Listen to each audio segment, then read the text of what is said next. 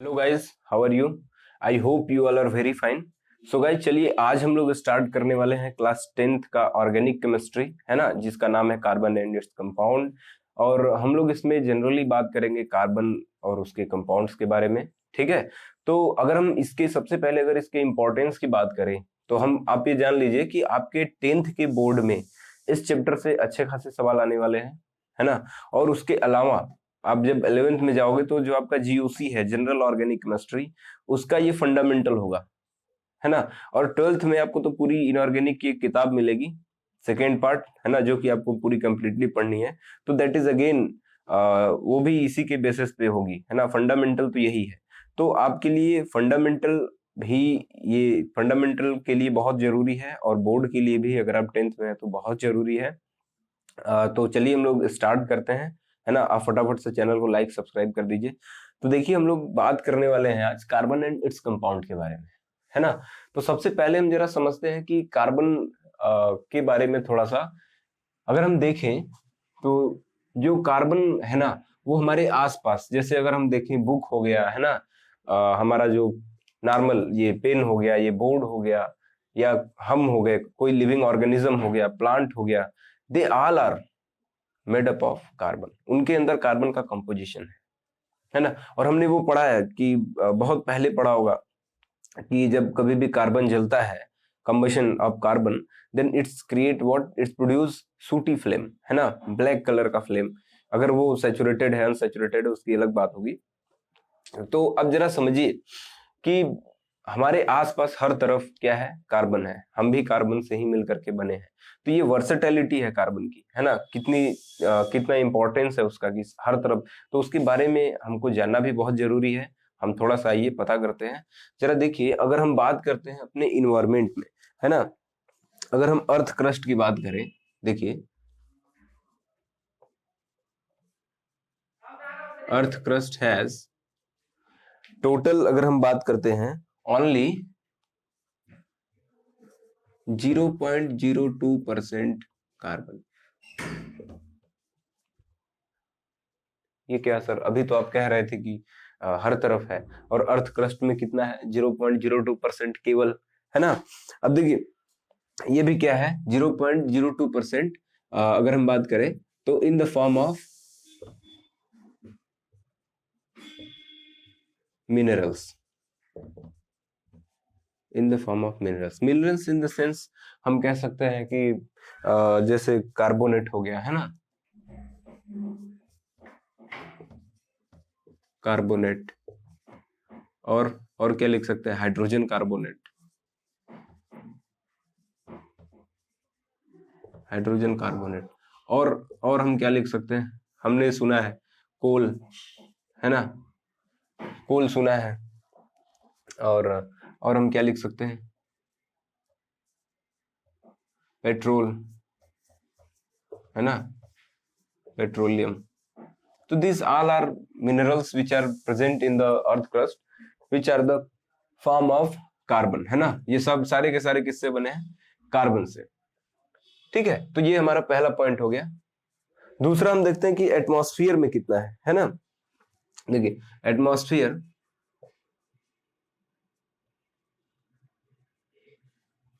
Has 0.03% carbon in the form of CO2, carbon dioxide, है ना। तो एटमॉस्फेयर में कितना है, 0.03% कार्बन है in the form of CO2। ठीक है, तो अभी देखिए, ये इसकी क्या है, प्रेजेंस, है ना, एटमॉस्फेयर में इतना, सर अभी 0.03%, लेकिन उसके बाद भी इतना कम परसेंटेज होने के बाद में एटमॉस्फेयर में और अर्थ क्रस्ट में ये इतना वर्सेटाइल है कि किसी के साथ भी जुड़ जाता है। हम अभी उसके बारे में बात करेंगे, जरा समझिए। अभी इसके बाद थोड़ा सा, अब ये कुछ फंडामेंटल हो गए जो हमको जानना चाहिए, है ना, जैसे जनरल नॉलेज, है ना, कि अर्थ क्रस्ट में कितना परसेंट पाया जाता है, एटमॉस्फेयर में कितना परसेंट कार्बन है, ऐसा कोई पूछ देता है ना। जैसे अगर ऐसा होता है कि हम कहीं घूमते घूमते जा रहे हैं और कोई दादा वगैरह या अंकल वगैरह मिल गए, तो कहेंगे इधर आओ इधर आओ, तो बोलेंगे पढ़ते हो, हम बोलते हैं हाँ सर पढ़ते हैं। तो बोलेंगे कि बताओ ये बताओ। तो मान लो यही पूछ दिए, बताओ कार्बन का परसेंटेज हमारे एटमॉस्फेयर में कितना है, तो आप फटाक से बताओगे कितना है, 0.03% कार्बन, है ना। और बोलेंगे किस फॉर्म में है, तो आप क्या बताओगे, CO2 के फॉर्म में है ना। तो इतना हमारे पास हो गया। आगे हम देखते हैं स्ट्रक्चर ऑफ कार्बन, है ना, थोड़ा सा। चलिए स्ट्रक्चर ऑफ कार्बन एटम देखते हैं। देखिए अच्छा, सबसे पहले हम अगर एक बेसिक बात कर ले, तो हमको मालूम है, अगर हम बात कर रहे हैं कार्बन की, है ना, तो इसका एटॉमिक नंबर क्या है, एटॉमिक नंबर 6, है ना। मास नंबर की अगर हम बात करते हैं, सीधे सीधे लिखते हैं, कार्बन का एटॉमिक नंबर कितना है, 6। मास नंबर क्या लिखते हैं, 12 यूनिट। यूनिट लगाना मत भूलिए जब कभी भी आप मास नंबर लिख रहे हैं, है ना। तो एटॉमिक नंबर 6 है, मास नंबर 12 यूनिट है। तो इसके हिसाब से हम बात कर सकते हैं सर, एटॉमिक नंबर हमने पढ़ा है ना, हमने क्या पढ़ा है कि number of electrons equals to the number of atomic number of, जो इलेक्ट्रॉन होता है equals to the number of atomic number in an neutral atom, है ना। तो हम सीधे लिख सकते हैं इलेक्ट्रॉन 6, प्रोटॉन हमने पढ़ा है, number of atomic number equals to number of proton, तो 6। मास नंबर हमने कैलकुलेट करना सीखा था, है ना। जिन लोगों को अभी ये चीजें नहीं समझ में आ रही हैं, वो जा करके क्या करेंगे, जा करके फटाफट से पिछला वीडियो देखेंगे, स्ट्रक्चर ऑफ एटम, जिसमें हमने बात करा है composition of electron, proton, neutron, और कहाँ पे कैसे कितना इलेक्ट्रॉन होगा किस एटम में, ये सारी बातें करी है हमने। तो देखिए ये हमारा कार्बन था, कार्बन के पास एटॉमिक नंबर क्या है, 6, मास नंबर 12। उसके हिसाब से हमने बोला कि इलेक्ट्रॉन कितना है, 6, प्रोटॉन कितना है, 6, और न्यूट्रॉन कितना है, 6। ठीक है, एक बार स्ट्रक्चर बना के देखते हैं। देखिए ये क्या है, इसका न्यूक्लियस, इसके अराउंड क्या है, सेल, या जिसको हम ऑर्बिटल कह रहे हैं, है ना। This is 1 electron, this is 2 electron, 3, 4, 5 and this is 6। तो टोटल 6 इलेक्ट्रॉन फिल हो चुके हैं, है ना। तो देखिए एक carbon atom, this is carbon atom, है ना। कार्बन एटम के पास देखिए कैसे 6 इलेक्ट्रॉन है ना। ये सारी चीजें हमको दिख गई। अब जरा फटाफट से ये बात समझिए कि कार्बन के पास अगर हम देखें ध्यान से, जरा समझिए, हम इसी सेल को क्या कहते हैं, ये तो हमारा क्या हो गया, this is nucleus. Nucleus, nucleus के पास क्या होता है हमको पता है, nucleus contain what, electron and sorry proton and neutron, है ना, प्रोटॉन एंड न्यूट्रॉन, यही कंटेन करता है, हमको मालूम है। अभी जरा समझिए, ये जो सबसे, ये 2 सेल दिख रहे हैं हमारे पास, 1, 2, तो जो सबसे बाहर वाला सेल है उसको हम क्या बोलते हैं, उसको हम क्या बोलते हैं, इसको बोलते हैं वैलेंस सेल, है ना। और इसके ऊपर जो इलेक्ट्रॉन लगे हुए हैं उसको हम क्या बोलेंगे फिर, वैलेंस सेल के पास जो इलेक्ट्रॉन है उसको हम क्या बोलेंगे, वैलेंस इलेक्ट्रॉन। क्या बोल रहे हैं, वैलेंस इलेक्ट्रॉन, ठीक है। अब इस चीज को जरा समझिए, वैलेंस सेल के पास क्या है, वैलेंस इलेक्ट्रॉन। तो अगर हम कार्बन के कंडीशन में बात करते हैं, जरा देखिए वैलेंस सेल, है ना, वैलेंस सेल कौन वाला है, अगर हम बात करें कि L is the valence shell in case of carbon, है ना। इसके पास टोटल इलेक्ट्रॉन, वैलेंस इलेक्ट्रॉन कितने हैं, वैलेंस इलेक्ट्रॉन 4, है ना। आप याद रखिए valence electron is going to determine the valency of an atom, है ना। ये वैलेंसी को डिटरमाइन करने में हेल्प होते हैं, ठीक है। वैलेंस इलेक्ट्रॉन हम लिखते हैं यहाँ पे, जरा देखिए, याद रखेंगे इस बात को, valence electron are define the valency of an element,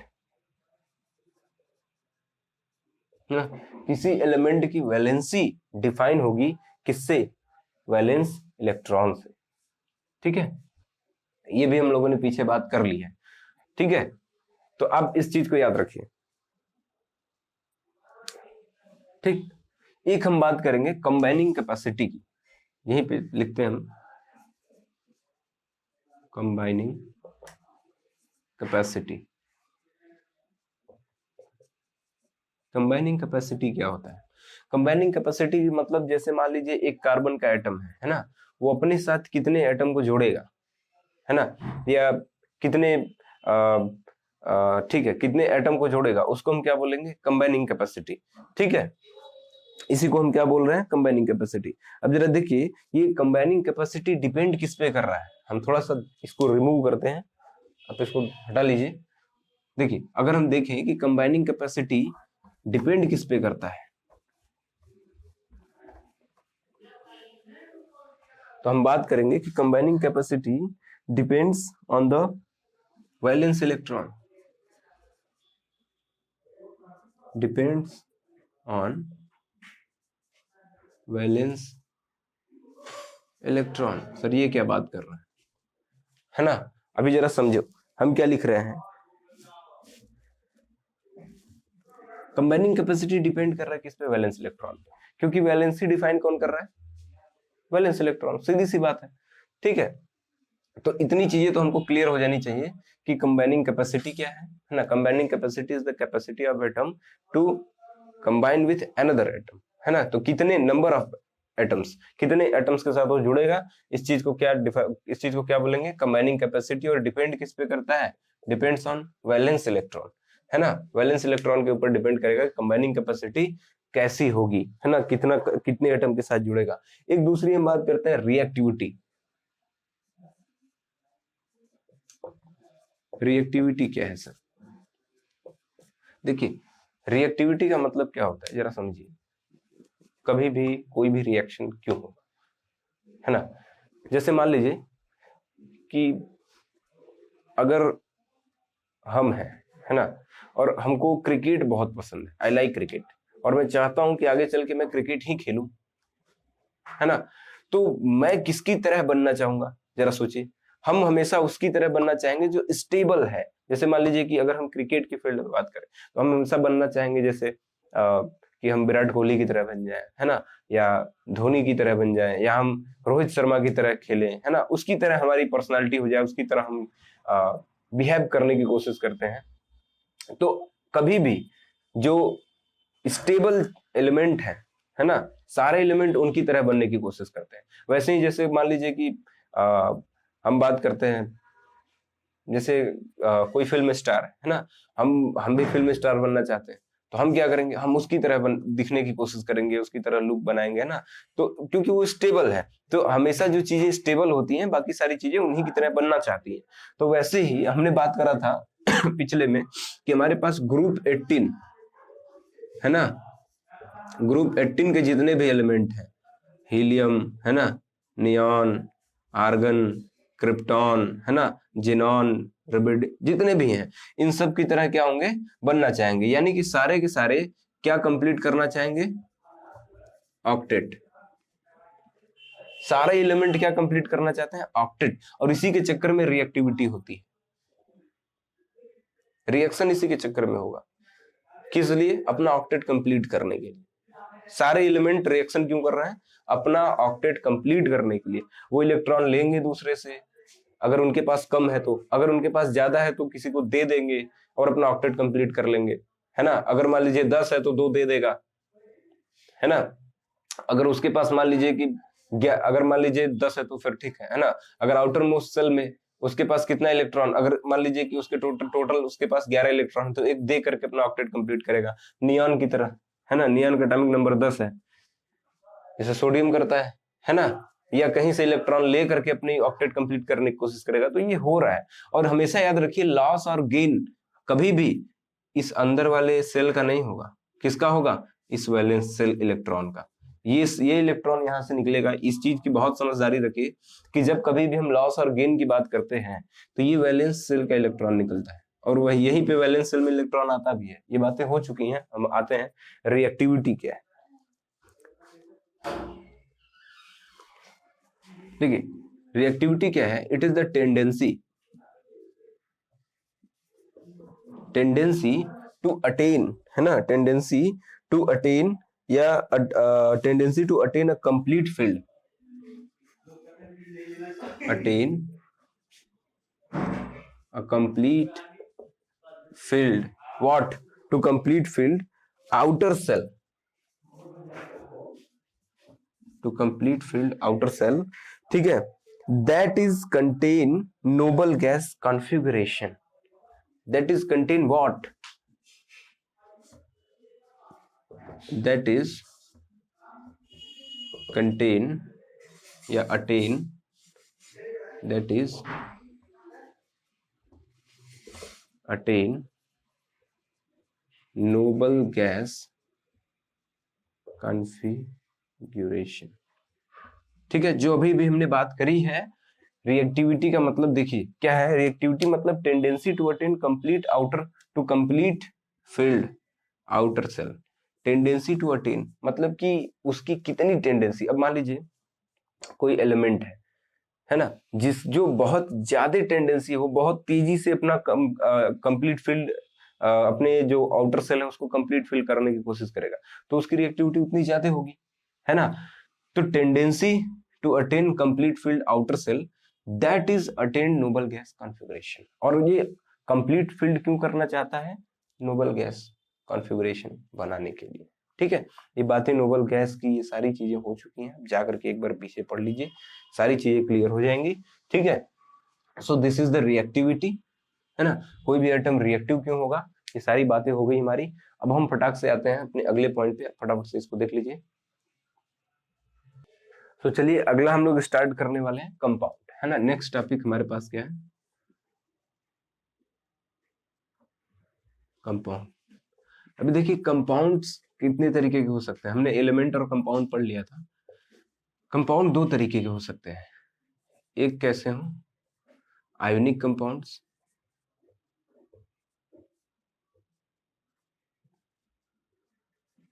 और दूसरे कैसे हो सकते हैं हमारे पास? कोवैलेंट कंपाउंड्स, है ना. कोवैलेंट एक तो हमारे पास आयनिक कंपाउंड्स हैं, दूसरे कैसे हैं? कोवैलेंट. अब जरा देखिए आयनिक कंपाउंड्स कैसे बन रहे हैं. Formation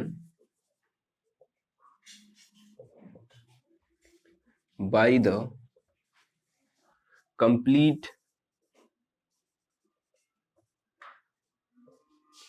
transfer of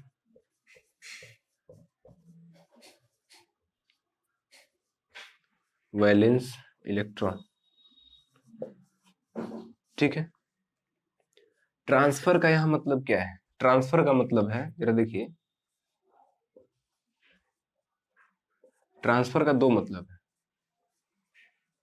loose of electron, loss of electron. दूसरा क्या है? Gain of electron. ठीक है, तो कंप्लीट ट्रांसफर का मतलब यही है कि या तो कंप्लीट इलेक्ट्रॉन जा रहा है, आ रहा है. ठीक है, दूसरा हमारे पास क्या है? Covalent compound. अभी देखिए ये क्या है? Formation by the sharing of electron. यहां पे क्या हो रहा है? शब्द बहुत जरूरी है, याद रखना. आयोनिक में आपको ट्रांसफर और यहाँ पे शेयरिंग, ये दोनों शब्द बहुत इंपॉर्टेंट है, आपको याद रखना है. Formation by sharing of electron, यहाँ पे क्या है? By transfer of electron. ठीक है, तो वर्ड बहुत जरूरी है केमिस्ट्री के अंदर, आप याद रखिए. ठीक है, अब जरा हम देखते हैं कि आयनिक कंपाउंड और कोवैलेंट कंपाउंड कैसे बन रहे हैं. देखिए जैसे मान लीजिए, जस्ट रिलैक्स, हम बात करते हैं, जैसे मान लीजिए हम सोडियम एटम की बात करते हैं. We took sodium atom. Atomic number क्या होता है सोडियम का? 11, है ना. तो दिस इज सोडियम एटम. ये उसका न्यूक्लियस हो गया पॉजिटिवली चार्ज. 1 2, हम इलेक्ट्रॉन बैठाते हैं, तो हम इलेक्ट्रॉन कैसे भरते हैं आप हमेशा याद रखिए. 2 8 8 18 18 32, इस तरीके से भरते हैं, है ना. लेकिन आउटर मोस्ट में क्या होना चाहिए? 8 होना चाहिए, तो हम इस तरीके से भरते हैं. 2 8 18 32 18 8. ठीक है, इस तरीके से.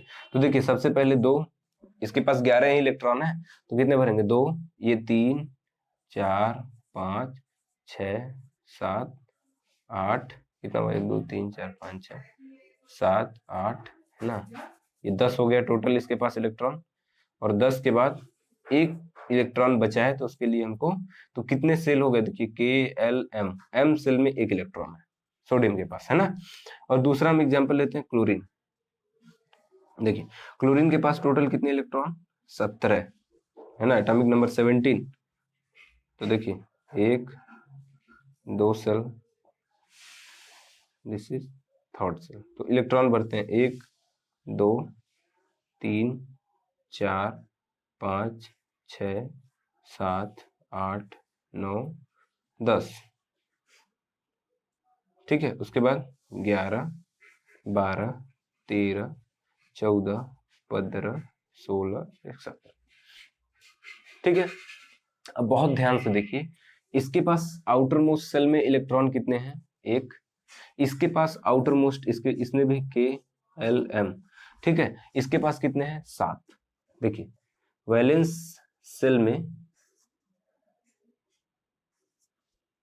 बड़ा ध्यान से देखिए यहाँ पे क्या है, वैलेंस सेल में 1 इलेक्ट्रॉन है, यहाँ पे वैलेंस सेल में 7 इलेक्ट्रॉन है। अगर जरा सोचिए, ये सोडियम कहे कि मैं अपना ऑक्टेट कंप्लीट करूंगा, और कैसे करूंगा, इलेक्ट्रॉन लेके, तो इसको कितना इलेक्ट्रॉन लेना पड़ेगा, जरा सोचिए। 1 उसके पास है, ऑक्टेट कंप्लीट करना है मतलब 7 इलेक्ट्रॉन लेना पड़ेगा, है ना। और इसके पास जरा देखिए इलेक्ट्रॉन कितना है, टोटल 11, प्रोटॉन कितने हैं, 11, है ना। अब जरा सोचिए, अगर ये 7 इलेक्ट्रॉन और लेगा तो 11 + 7 कितना हो जाएगा, 18, है ना। और 18 इलेक्ट्रॉन और 11 प्रोटॉन, क्या 11 प्रोटॉन 18 इलेक्ट्रॉन को काउंटर कर पाएगा, नहीं कर पाएगा। तो ये एटम अनस्टेबल हो जाएगा और गेन नहीं होगा, मतलब कि इलेक्ट्रॉन गेन तो नहीं, ऑक्टेट इसका बाई गेन ऑफ इलेक्ट्रॉन से तो नहीं हो सकता, है ना। ये कर क्या सकता है, जरा देखिए, ये कर ऐसा कुछ सकता है कि ये अपने आउटर मोस्ट के 1 इलेक्ट्रॉन को क्या कर दे, लॉस कर दे, यानी कि लॉस ऑफ इलेक्ट्रॉन, है ना। तो होगा क्या, 11 - 1 = 10 इलेक्ट्रॉन, है ना। तो 10 इलेक्ट्रॉन इसके पास बचेंगे, प्रोटॉन 11 है, कोई खासा अंतर नहीं है, स्टेबिलिटी भी आ गई, ठीक है। और उसके बाद ऑक्टेट भी कंप्लीट हो गया, यानी कि ये सेल गायब हो जाएगा, अंदर के सेल बचेंगे केवल 8, ठीक है। 8 इलेक्ट्रॉन वैलेंस सेल में मिल गए, तो ये तो अब हट जाएगा वैलेंस सेल से, अब तो ये हो जाएगा ना वैलेंस सेल, ठीक है। ऐसे ही अगर हम क्लोरीन के बारे में बात करें तो एटॉमिक नंबर 17 है ना, यानी कि इलेक्ट्रॉन कितना होगा, 17, प्रोटॉन कितने होंगे, 17। तो अब देखिए, अगर ये कहे कि मैं जैसे सोडियम ने लॉस किया वैसे मैं भी लॉस करूंगा, और उसके बाद क्या करूंगा, अपना ऑक्टेट कंप्लीट करूंगा। तो जरा देखिए, इसके पास आउटर मोस्ट में कितने इलेक्ट्रॉन है, वैलेंस सेल में 7, तो इसको टोटल 7 इलेक्ट्रॉन लॉस करने पड़ेंगे, तब जाके अंदर वाले 8 बचेंगे, तो ये वैलेंस सेल हो जाएगा, है ना। तो जरा सोचिए कि क्या ये मुमकिन है, अगर मान लीजिए ये माइनस कितना करे, 7 करे, तो कितना बचेगा, 10 इलेक्ट्रॉन और 17 प्रोटॉन। 17 प्रोटॉन मतलब पॉजिटिव चार्ज 17 हो गया और निगेटिव चार्ज 10 है, अंतर कितने का हुआ, +7 का। तो क्या ये संभव है, एटम अनस्टेबल हो जाएगा, ये हो ही नहीं सकता। आप एक चीज अपने मन में हमेशा बैठा के रखिए, कंप्लीट ट्रांसफर ऑफ इलेक्ट्रॉन 1 हो सकता है, 2 हो सकता है, 3 हो सकता है, 3 इलेक्ट्रॉन लॉस किए जा सकते हैं, 3 गेन किए जा सकते हैं, चौथे के कंडीशन में मुश्किलें आएंगी, ठीक है, बहुत ज्यादा भारी मात्रा में एनर्जी लगेगी, ठीक है। तो 3 इलेक्ट्रॉन तो हम कंप्लीटली ट्रांसफर कर सकते हैं, ले सकते हैं, दे सकते हैं, है ना। लेकिन चौथे की बात आएगी तो हमको बहुत सोचना पड़ेगा, वो क्योंकि वो नामुमकिन के बराबर है, ठीक है। अभी देखिए जरा, अगर ये क्लोरीन है ना, ये कहे कि भैया हम भी क्या करेंगे, लॉस करेंगे, तो ये इसके लिए मुमकिन है, नहीं है। ये क्या कर सकता है, 1 इलेक्ट्रॉन मान लीजिए अगर गेन कर लेता है, 17 + 1 तो क्या हो जाएगा, 18, इसका ऑक्टेट हो गया कंप्लीट। यहाँ पे 1 इलेक्ट्रॉन और हम रख देते हैं, है ना, कहीं से ला करके, तो ये 1 इलेक्ट्रॉन और है, तो थोड़ा सा अलग बनाते हैं, है ना। तो देखिए इसने क्या करा, गेन ऑफ, यहां से लॉस ऑफ, इसने क्या करा, इस एटम ने क्या करा, यहाँ पे क्या हो गया, लॉस ऑफ इलेक्ट्रॉन, यहाँ पे क्या हो गया, गेन ऑफ इलेक्ट्रॉन, है ना।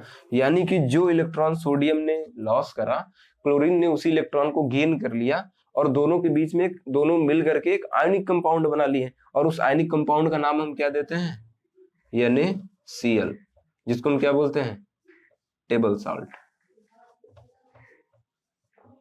है ना, टेबल साल्ट। आप लोग जानते हैं NaCl, है ना, सोडियम क्लोराइड। तो ये ऐसे बन रहा है। तो सोडियम क्लोराइड क्या है, एक आयनिक कंपाउंड, हमको पता चल गया, बातें हमको समझ में आनी चाहिए, ठीक है।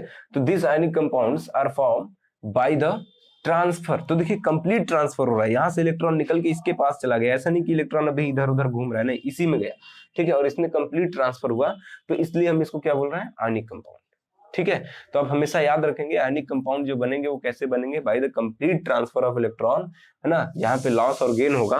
तो सोडियम क्लोराइड को यहाँ पे देखिए हम क्या लिखेंगे, ये क्या हो गया, Na के ऊपर कौन सा चार्ज आ जाएगा, क्योंकि इसने लॉस करा है तो इसके ऊपर क्या चार्ज आएगा, देखिए ऐसे लिखेंगे, Na पॉजिटिव, और Cl कैसा है, Cl ने एक इलेक्ट्रॉन गेन किया, तो ये इसके पास टोटल कितने इलेक्ट्रॉन हो गए, 18, और प्रोटॉन कितने हैं, 17, तो निगेटिव चार्ज ज्यादा है, तो हम क्या लिखेंगे, Cl माइनस, एक माइनस, है ना, वन निगेटिव चार्ज ज्यादा है, तो Cl plus Na plus Cl minus, दोनों एक दूसरे को काउंटर करेंगे और ये कंपाउंड क्या हो जाएगा, न्यूट्रल। लेकिन जैसे ही हम इसको पानी में डालेंगे, ये तुरंत किस में आ जाएगा, Na प्लस और Cl माइनस के फॉर्म में, है ना। तो हम बात करेंगे, जब हम बात करेंगे अभी कोवैलेंट कंपाउंड और आयनिक कंपाउंड के बीच में डिफरेंशिएशन करेंगे तब। तो गाइज आज के लिए इतना बहुत है, अगले लेक्चर में हम लोग बात करेंगे कोवैलेंट कंपाउंड के ऊपर कैसे बनता है ना, शेयरिंग ऑफ इलेक्ट्रॉन कैसे होती है, और कार्बन के अंदर ये कैसे काम करता है, और दूसरी बात हम लोग करेंगे differentiate between ionic and covalent bond and ionic and covalent compounds, ठीक है। तो हमारे साथ लगे रहिए और अपने वीडियोस को देखते रहिए, ठीक है, और चैनल को जितना हो सके लाइक कीजिए, सब्सक्राइब कीजिए, ठीक है, और पढ़ाई करते रहिए। जय हिंद।